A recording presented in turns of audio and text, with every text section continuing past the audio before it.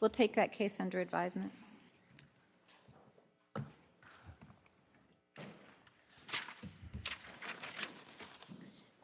The next case on the calendar is United States of America versus Baker, 25-1050.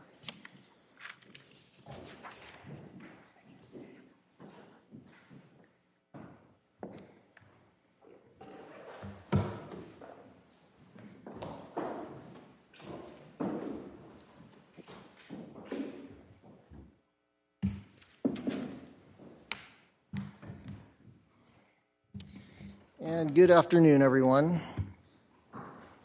My name is Jess. Hold on, we're just, there's going to be a lot of background noise until opposing counsel gets seated and we're ready to go. So just give us 1 minute, please.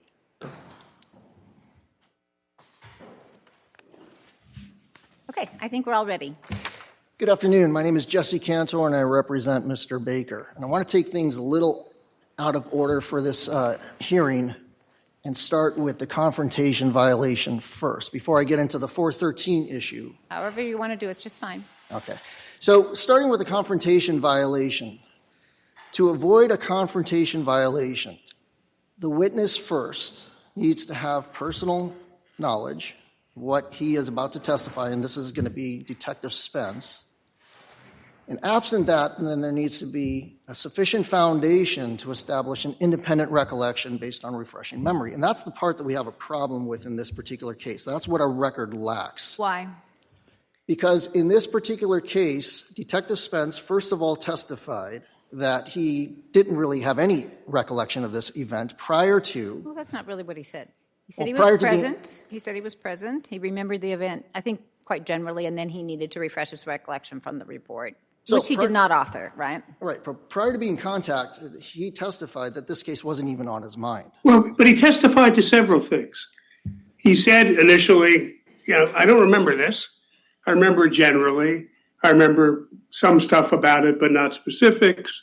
And then he said, after reading this report, it refreshes my recollection. And the trial judge said, okay, I believe you. You can cross-examine him and attack his credibility. But I think he's now testifying from his recollection as refreshed by the report. So I'm not, is your contention that the trial judge clearly erred in making that determination? Or is there a legal argument that's separate from that? Well, the record does not have Detective Spence testify that his recollection was refreshed. What he says is that after seeing the report, he says, quote, part of it after reviewing the report were familiar to me. And then counsel on the direct examination states, well, let's walk through that report. But there was never an instance, as far as I can tell from the record, where Detective Spence testified, okay, now after reviewing this report, my recollection has been refreshed. I now have an. Well, does he have to remember everything that occurred at the time? Well, does everything in the report have to be familiar to him? Or is it enough that reading the report refreshes his recollection? What has to be established for sufficient foundation for 612 is that what he's about to testify to has to be based on an independent recollection, as opposed to him testifying to the contents of the report, which is what we are arguing he did, versus testifying based on an independent. Well, let me separate your argument here, because this is why I asked the question. You started with a confrontation clause argument. Yes. And now you're making a 612 argument. And by the way, I'm not sure it's 612. I think you're really talking about 602, because 612 talks about your rights to use the document once it refreshes somebody's recollection. But put that aside. I'm focusing now on the confrontation clause argument. Okay. If he's giving his own testimony based on what he now remembers, having looked at the document, why is that a confrontation clause problem? Because if he is unable to, if there's an insufficient record to establish independent recollection, then we are now diving into what Smith v. Arizona holds, which is if you don't have that independent recollection and you testify to the contents of a report, that's the confrontation violation. Right. So I'm trying to focus now on, and I'm familiar with the Arizona case.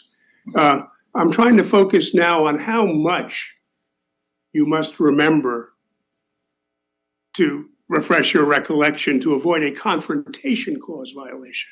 Not a Rule 602 violation, but a confrontation clause violation. The standard, as I read it, is you have to have an independent recollection. Well, he remembered being there. He said, I don't remember verbatim. Sure. The jury got to hear, because your client was exercising his right to cross-examination, that he didn't remember verbatim, that he hadn't authored the report. How was your client denied his right to confrontation? Because Detective Spence testified without first establishing what parts were familiar to him.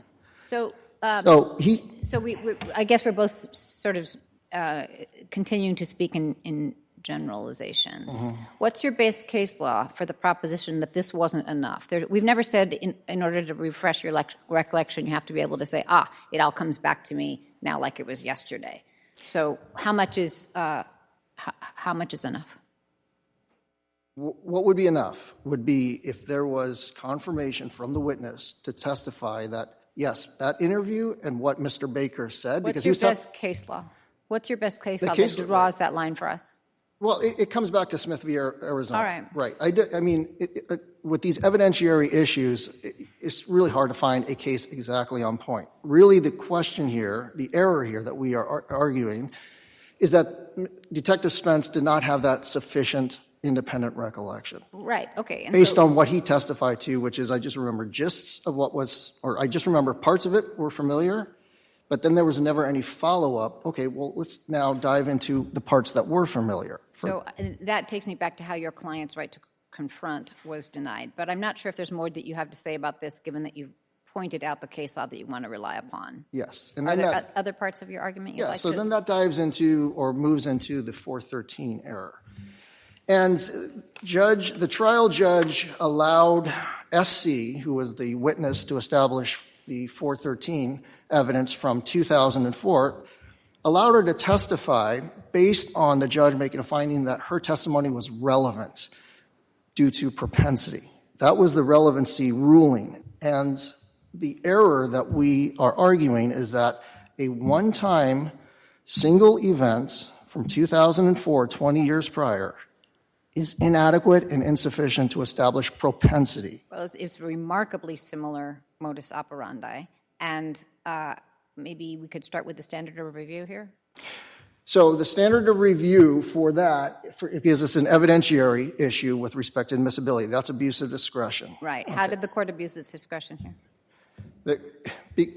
Because when we look at the proximity, what the judge ruled with respect to proximity. Are we talking about proximity in time or proximity?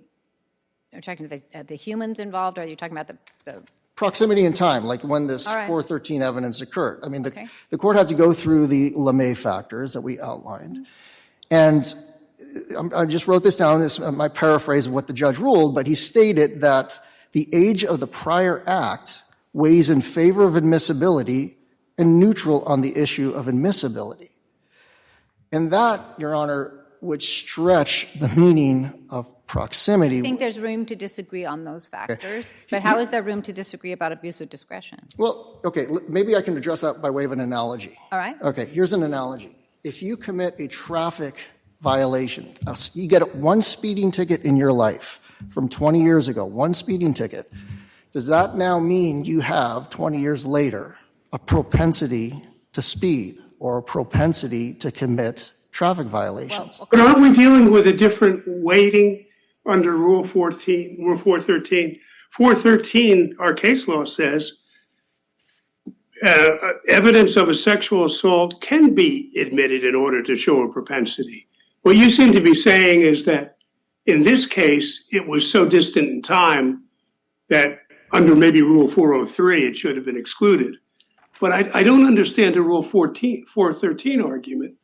The Rule 413 argument makes this kind of conviction admissible to show propensity. What you seem to be saying is, well, but its prejudicial value outweighs its probative value because it was so long ago. I understand that argument, but I don't understand the argument that the judge erred in finding that the prior conviction could be used to show propensity. So then To address that question, Your Honor, is we have to then understand what propensity means. And propensity is a pattern. It's a pattern of conduct. It's a natural tendency. But Congress knew that, and Congress adopted this rule in 413, and it doesn't have a time limit on it. There's no time limit, but at least there has to be some kind of pattern. And our argument is And that, so, and you've But got, where does it say it has to be a pattern? well, that's in the the rule? definition of propensity. Is that there has to be some natural tendency. Would your argument be different if there were the same time period had elapsed, but there were 3 incidents that occurred 25 years ago? Yes. So then your argument isn't based on the temporal distance. It is that there aren't more events that are meeting the definition of propensity. Temporal is one part, but then again, if we look at like all the factors that are used to determine whether or not this was prejudicial, for example, a pattern, which is part of the LeMay factors. So if there were more than one event, certainly I'd have a different argument. If there was an But that's a intervening Rule event, 403. That's a Rule 403 argument, I think. That is, and yes. It may be well taken. I'm just trying to get you to focus on why you think the prejudicial impact of this testimony outweighs any probative value. I'm having a harder time understanding your argument that a single incident can't be used to show propensity, because that's precisely what the rule says. Okay, well, I think your first part of the question was how does the prejudicial impact outweigh the probative value? And That's why, right. Why this Tell is me why that is. this type of testimony is unduly prejudicial because we're talking about testimony of a sexual assault against a minor from 20 years ago, and inherently that has to be prejudicial. Because this is a sexual contact that case. unfairly prejudicial. It's unfairly prejudicial because of how long ago it was. Again, this was something that happened. Let me change the facts. I'm sorry. It's the remote. So finish saying what you're saying now. I'm sorry, I missed that last part. I'm sorry, Your Honor. I'm sorry to speak over you. It's the difficulty of doing this remotely. But let me ask. Let's assume that the incident had been precisely the same 20 years ago on an airplane. Everything exactly the same. Would you still argue that its age made it inadmissible? Looking at the LeMay factors, I would argue that the only factor that applies would be similarity, but you still have to consider the other 4 factors. Pattern, intervening events, you have to consider necessity, and there was a... So I think your answer to my question is yes. Yes, I would make that argument. I would make that argument. In temporal proximity, if there was some event that was similar, closer in time, or if, say, Mr. Baker 20 years ago was sent to prison for that first event and then was in prison for, a decade or so, then it would be an easier argument to make that it was more probative than prejudicial. What about the fact that the conduct isn't disputed? It's not denied. He didn't deny that he acted this way on this occasion. Well, he just disputes whether it was consensual. I disagree with that because, again, that testimony came from a witness who we are, again, arguing had inadequate recollection. Well, I'm talking about the victim in this case. He doesn't deny acting the way she accused him of acting on the plane, does he? Oh, I thought you meant the 413 witness. Well, your concern is about propensity. What I'm trying to point out is the conduct in this case isn't even disputed. The conduct is not. The only issue for the jury on this case was consent. Right. Yes. So I see I got 2 minutes. I would prefer to Sure. keep that for rebuttal, Your Honor. Certainly. Thank you.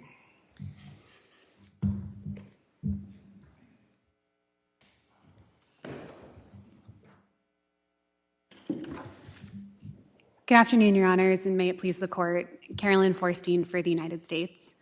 Unless the Court would prefer otherwise, I'll take the issues in the same order that the appellant did. Well, can I just focus you on my issue? Sure. For this particular case. 20 years is a long time, counsel. You want to talk about that? Yes, Your Honor. Agreed that 20 years is a long time, but I think it's squarely in line with the amount of time that other cases have said is permissible. And I think to take the point that the Court, I think, articulated before, it really is a totality of the circumstances analysis that the courts described in Glanzer and LeMay. Mm-hmm. So I think while we can talk about each individual factor, it's the district court's analysis of all the factors together. And I would again point that especially on an abuse of discretion standard, I think we can clearly see that the district court considered each of those factors and balanced them against each other.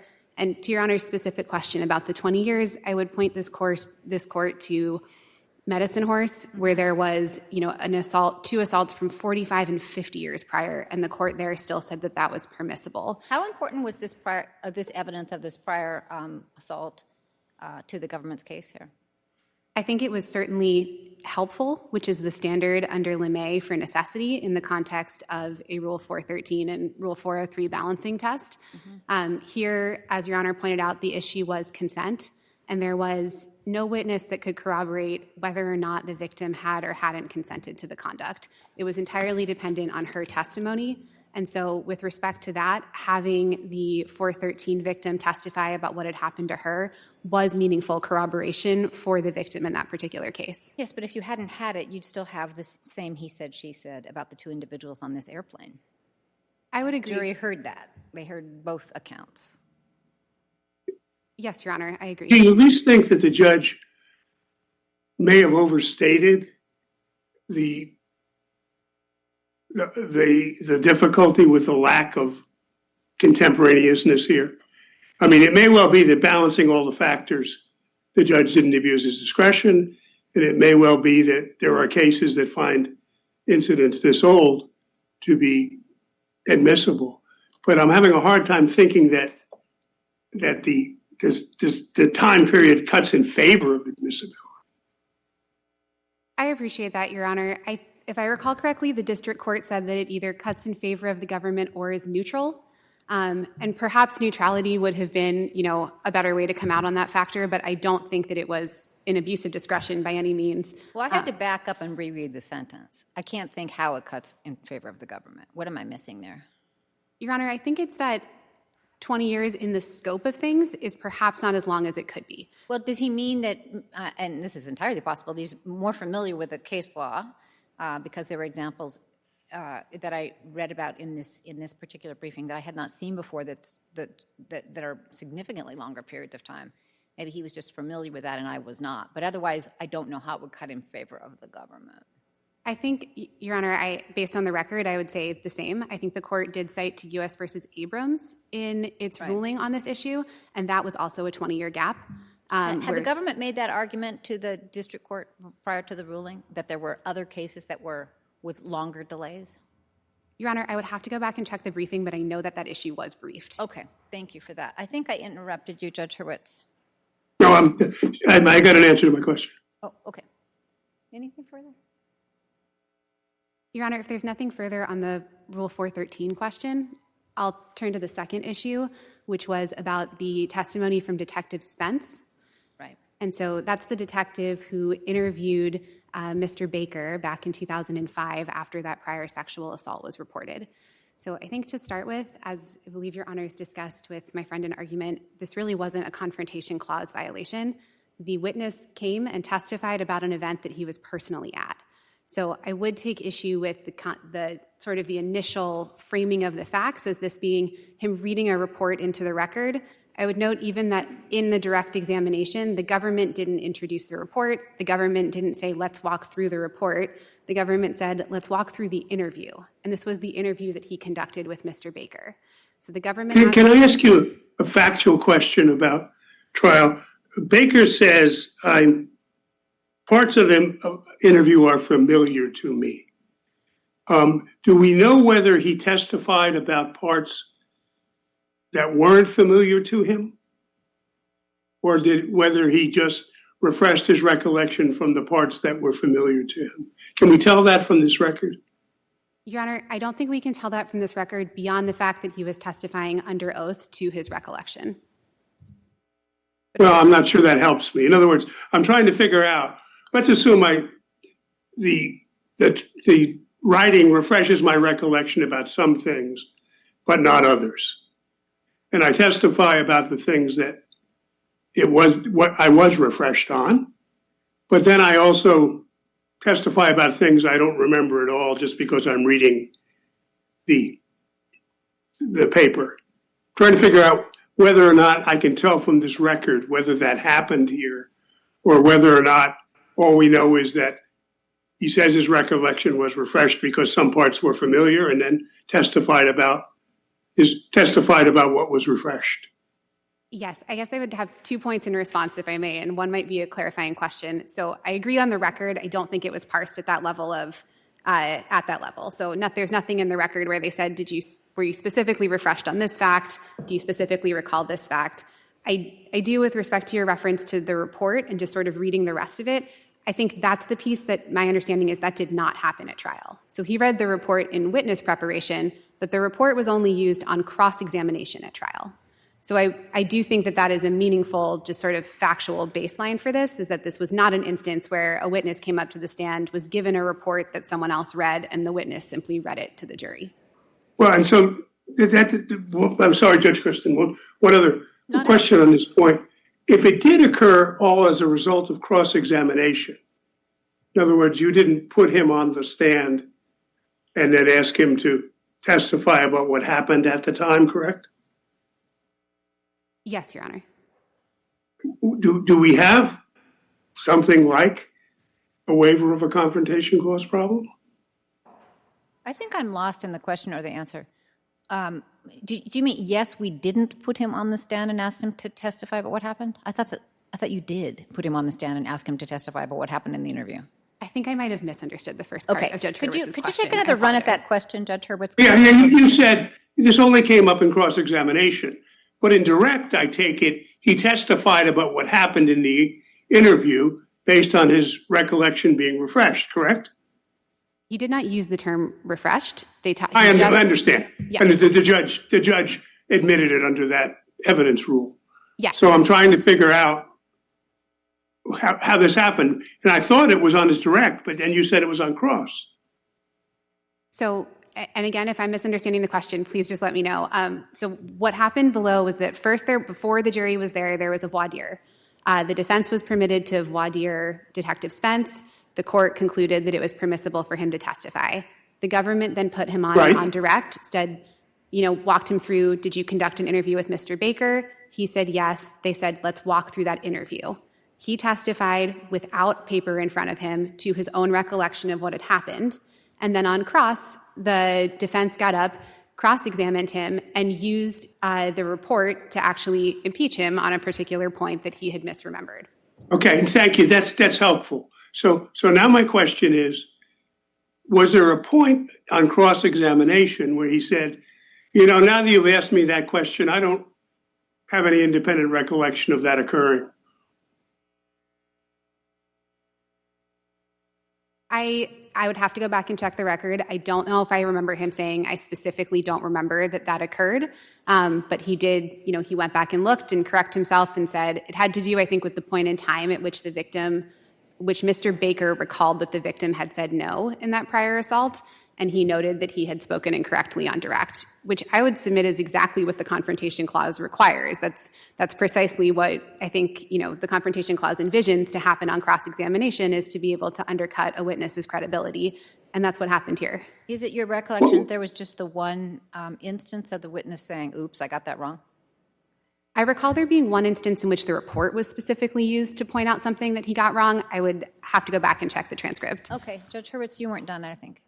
No, I was, but I had a broader question. And it's the same question Judge Kristen asked you about the prior victim, where I think your argument about why you needed to use it or found it useful was a little different. Here, why do you need a guy whose recollection has to be refreshed about an interview that occurred 20 years ago in your case? If the jury doesn't believe the victim, I just have a difficult time. And look, this may be admissible. That's what we're going to rule on.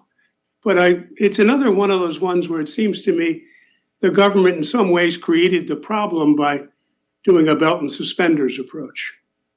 I think my answer to that would be twofold. So the first is that I do think there were additional things that came in through Detective Spence. So the interview he was testifying about wasn't just the interview of the victim. It was the interview that he did with Mr. Baker.